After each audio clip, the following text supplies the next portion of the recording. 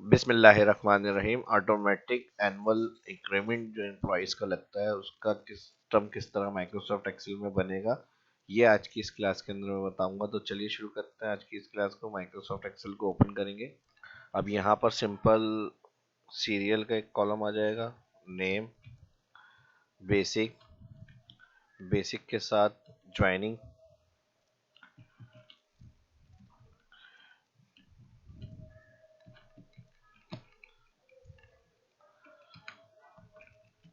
ठीक है जी। और यहाँ पर एंड ऑफ ईयर और फिर उसका ड्यूरेशन,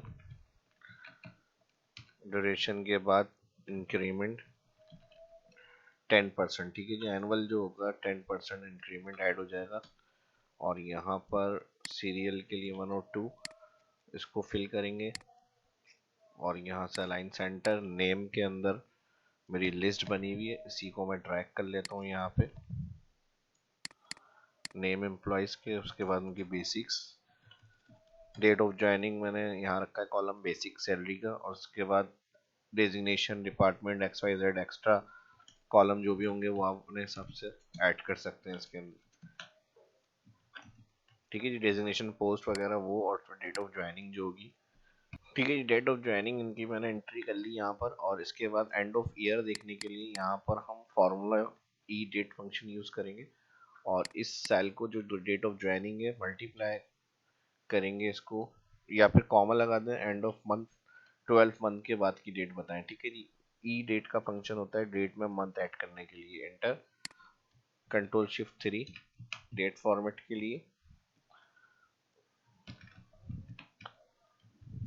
और इसको ड्रैग कर लेंगे हम।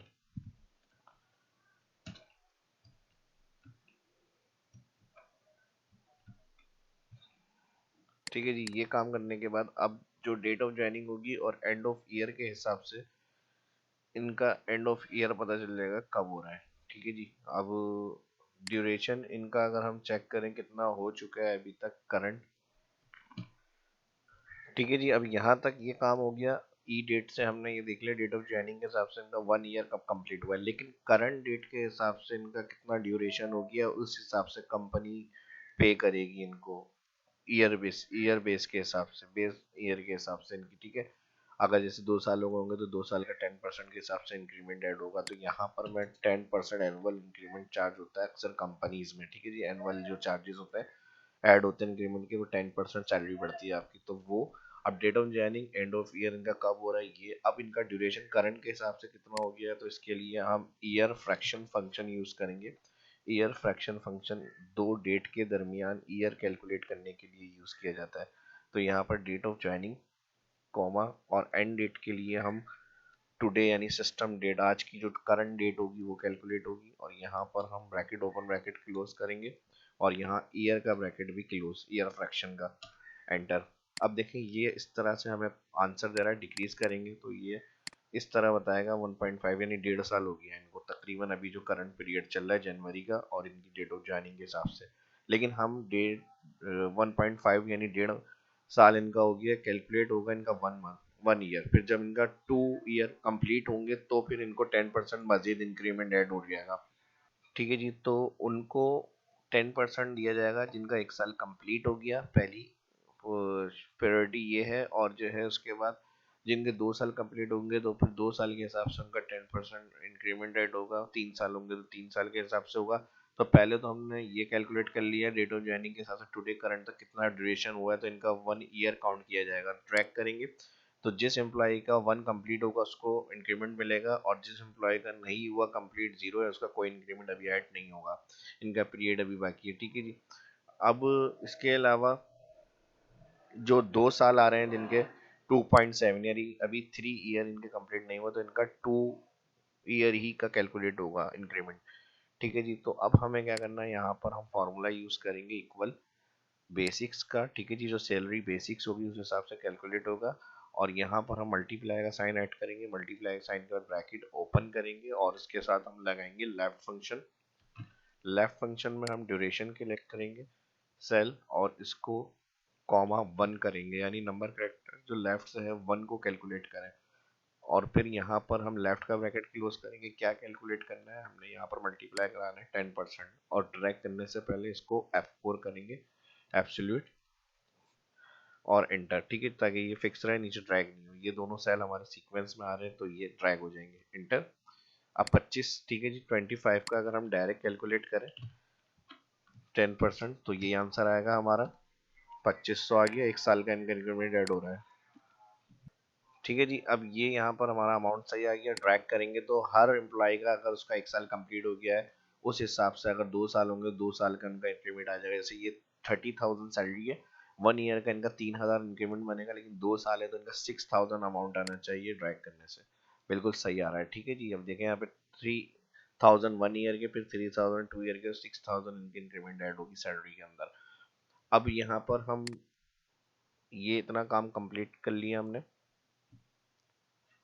अब बात ये आ जाती है, अगर हम एंड ईयर की क्लोजिंग पे अगर कैलकुलेट कर रहे हैं, या हम 6 मंथ का, जैसे जून में रेवेन्यू होता है, जून से जून का अक्सर जो है क्लोजिंग होता है, रेवेन्यू होता है अक्सर ऑफिस के अंदर, जो ऐड वगैरह होता है इंक्रीमेंट, ये साल के एंड के अंदर, तो फिर हम उस हिसाब से इनकी मंथ की कैलकुलेशन भी करेंगे कि इस टाइम से इस टाइम तक इनका 1 साल हो गया। ठीक है, लेकिन अब इनको जो ये 10% ऐड करके देना है, वो इनकी जुलाई के बाद से करंट अब तक कितने मंथ की पेमेंट है जो इनकी बकाया रहेगी। तो पेमेंट मंथ चेक करने के लिए मैं हेडिंग बना रहा हूँ यहाँ पे।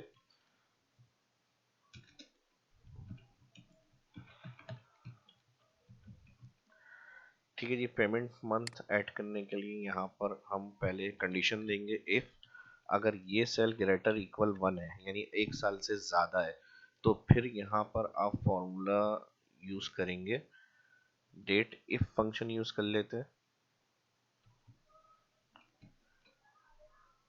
ठीक है जी, स्पेलिंग सही करिएगा, DATEDIF, डेट इफ, और फिर एंड ऑफ ईयर, यानी इनका जो हुआ है उसको सेल को क्लिक करेंगे। अगर यहाँ फॉर्मूला समझ में नहीं आ रहा तो यहाँ पर आप चेक कर लें। ठीक है जी, हमने सेल कंडीशन ड्यूरेशन वाली चेक करी, 1 साल से अगर ज़्यादा होगा कॉमा, तो डेटेड इफ फंक्शन यूज़ करा हमने वैल्यू ऑफ ट्रू की जगह पे।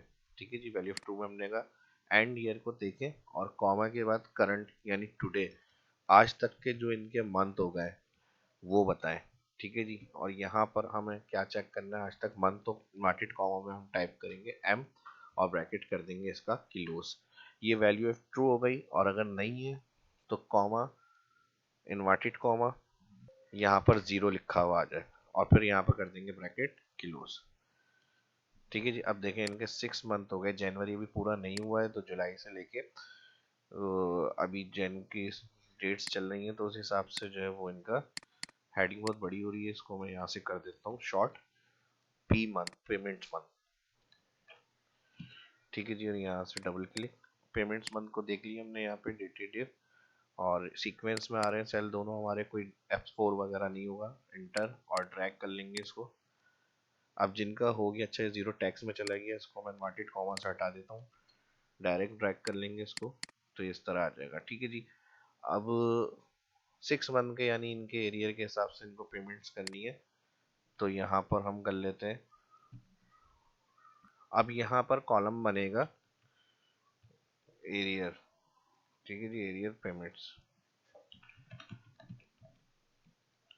अगर हेडिंग बड़ी हो रही है तो इसको यहाँ से मर्ज और रैप कर लेते हैं। ठीक है जी, एरियर पेमेंट्स के लिए अब हम क्या करेंगे, यहाँ पर इनकी इंक्रीमेंट के साथ जो पेमेंट्स मिलेगी इनको सैलरी के अंदर करंट जनवरी के अंदर, वो जो इनके ऐड हुए हैं 6 मंथ के, ये इनका एनुअल इंक्रीमेंट था जो इस साल के बाद अप्लाई होगा, इनका 1 साल का जुलाई के बाद, और 6 महीने के इनके एरियर थे वो हमारे कैलकुलेट हो गए। टोटल इनकी सैलरी के अंदर बेसिक्स में अब ये ऐड होगी। ठीक है जी, और ये इनको पेमेंट्स मिलेगी जनवरी के अंदर। अब जो जनवरी की इनको यानी इस साल की सैलरी मिलेगी, तो यहाँ पर हम कर लेते हैं जनवरी सैलरी, या फिर सैलरी पे फॉर जनवरी।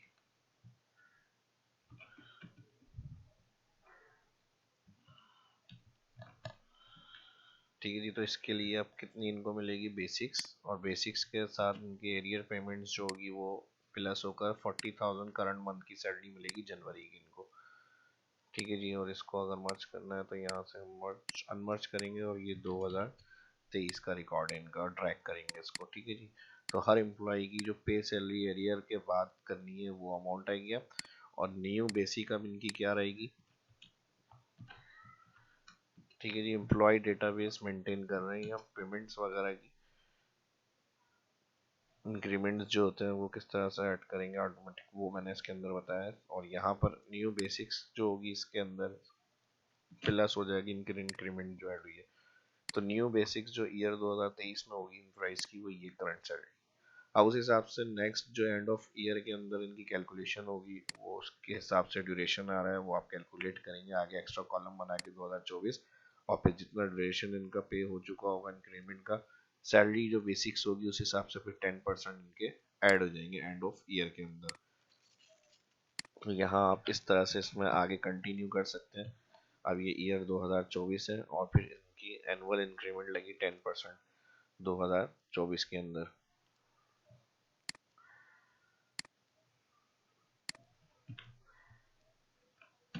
ठीक है जी। तो 2024 में इनके ऐड करेंगे न्यू बेसिक्स जब एंड हो जाएगा 2023 का।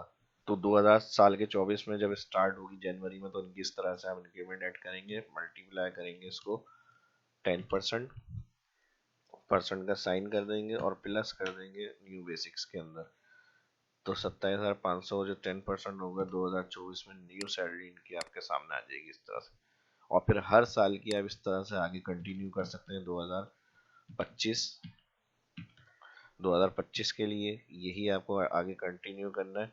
तो आगे फिर 10% या 20% जो भी कंपनी आपको बताएगी उस हिसाब से मैनुअल इसको चेक करना चाह रहे हैं तो देख लें हम इसका। 27,500 का मल्टीप्लाई 10%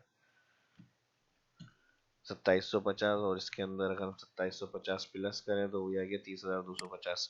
अब सेम जब इसके अंदर हम आगे इसको फिल करेंगे, क्योंकि एनुअली जो ज़्यादातर कंपनीज में होता है वो 10% के हिसाब से ही इंक्रीमेंट होती है। ठीक है जी। तो इसी सैलरी को हम आगे, ये जो सेल आ रहा है इसको हम आगे कंटिन्यू करेंगे। तो इस सैलरी के अंदर फिर 10% ऐड होकर आ जाएगा अमाउंट। अब देख लें यहाँ पे, इसको कंफर्म कर लें, 30,250 के अंदर 10% ऐड करेंगे। ठीक है जी। ये हो गया। और फिर इसके अंदर प्लस करेंगे इसको, ये अमाउंट आ गया 33,275। तो कंटिन्यू आगे चलता रहेगा ये एनुअल ऑटोमेटिक सिस्टम। इसलिए मैंने कहा था कि ये शुरू में कैलकुलेशन होगी, उसके बाद जितने साल का अगर एम्प्लॉय कंटिन्यू कर रहा है आपके पास स्टेटस में उसका एक्टिव आ रहा है लिखा हुआ, तो आपकी एनुअल इंक्रीमेंट की कोई टेंशन नहीं है। बस एक दफ़ा आपने चार्ट बना के उसका बना दिया। अब जितने साल तक वो आपके पास है उसके हिसाब से आपकी जो सैलरी वगैरह उसकी इंक्रीमेंट लग रही है, तो करंट सैलरी रिकॉर्ड उसका किस साल का कितना है वो आप आराम से इसमें कैलकुलेट कर सकते हैं। तो ये आपको समझाने के लिए मैंने जल्दी जल्दी जो फॉर्मेट था वो बना दिया। कंप्लीट फॉर्मेटिंग अच्छी तरह से किस तरह से प्रेजेंट करेंगे वो मैंने हर दफ़ा अपनी वीडियो में आपको बताया है। तो अगर आप देखते हैं और ऑलरेडी वीडियो, तो उसके हिसाब से आप अपनी फॉर्मेटिंग के जो ऑप्शन मैंने बताया, ऑप्शंस को यूज़ करते हुए अच्छे से फॉर्मेटिंग लाजमी दिया करें। ठीक है जी। और यहाँ से ये पूरा कंप्लीट हो गया हमारा यहाँ तक का काम। अब बॉर्डर्स वगैरह देना है इसके अंदर, तो जो भी आपने काम किया हुआ उसको सिलेक्ट कर लें, यहाँ से इसको शिफ्ट करना है, इसको नीचे यहाँ से इस तरफ शिफ्ट कर लें एरियर पेमेंट्स। और इसके लिए हम एक काम करते हैं, ऑल हेडिंग्स को एक ही फॉर्मेट में ले आते हैं। यहाँ पर मैं इंसर्ट कर रहा हूँ और इंसर्ट के बाद यहाँ पर मैं फार्मूला यूज़ कर रहा हूँ प्रॉपर, सेल क्लिक एंटर। और इन हेडिंग्स का फर्स्ट कैपिटल बाकी सारे स्मॉल। यहाँ तक हम इसको कंटिन्यू कर लेते हैं। अच्छा यहाँ पे ये अनमर्ज कर लेते हैं पहले, ये इधर शिफ्ट हो गया। और यहाँ से इसका रैप हटाएंगे और यहाँ से इसको राइट लेके आएंगे। ठीक है जी। और फार्मूले का लिंक ख़त्म करेंगे, कॉपी पेस्ट वैल्यू, और इसको हम डिलीट कर देंगे यहाँ से। ठीक है जी। जहाँ तक जो काम किया हुआ है हमने उसको सिलेक्ट करेंगे और यहाँ से बॉर्डर्स अप्लाई कर देंगे, यहाँ से कलर दे देंगे बोल्ड। इसका जो ज़ीरो इस तरह लिखा हुआ आ रहा है ये इस तरह शो नहीं हो, तो इसके लिए फिर जो होता है वो हम सिलेक्ट करते हैं, कॉमा क्लिक कर देते हैं यहाँ से। ठीक है जी। तो इस तरह ज़ीरो जो होगा वो आपका इस स्टाइल में आ जाएगा, या फिर इस तरह नहीं चाह रहे हैं तो यहाँ से नंबर कर लें, नंबर में इस तरह से लिखा हुआ आ जाएगा आपके पास। इसकी इमेज डिक्रीज कर दें। ठीक है जी।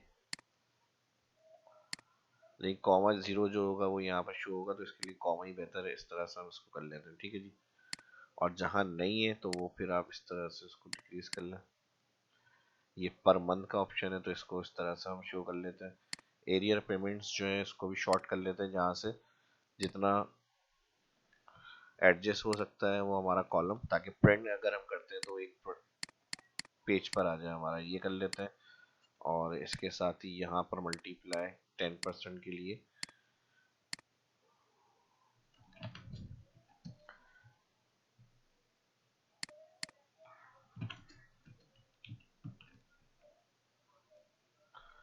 ठीक है जी। ये 2021-2025 का सारा रिकॉर्ड यहाँ पर मेंशन हो गया। और अगर बॉर्डर्स कलर अपने हिसाब से आपको फिल करना है तो यहाँ से आप इसको सिलेक्ट करें ऑल, और यहाँ से लाजमी ये बॉर्डर का ऑप्शन होता है, बॉर्डर अप्लाई करें यहाँ पे। और बाकी फॉर्मेट्स वगैरह जो अच्छे और बेहतर करना है वो आप अपने हिसाब से, क्विक स्टाइल आ रहे होते हैं, यहाँ से आप कलरफुल स्टाइल वगैरह दे सकते हैं। ये कंडीशनल फॉर्मेटिंग से ग्रेटर देन हाईलाइट वगैरह करना है, यहाँ से इस तरह से कर सकते हैं सब। ठीक है जी, तो ये हो गया हमारा कंप्लीट एक रिकॉर्ड। तो उम्मीद करता हूँ वीडियो पसंद आई होगी। वीडियो पसंद आई है तो लाइक लाजमी किया करें और शेयर किया करें दोस्तों के साथ भी, ताकि वो भी सीख सकें, उनकी भी हेल्प हो ग्रुप्स के अंदर सोशल मीडिया पे। अपना ख्याल रखें। शाह इस्लाम को इजाज़त दीजिए, मिलते हैं नेक्स्ट वीडियो में। अल्लाह हाफिज़।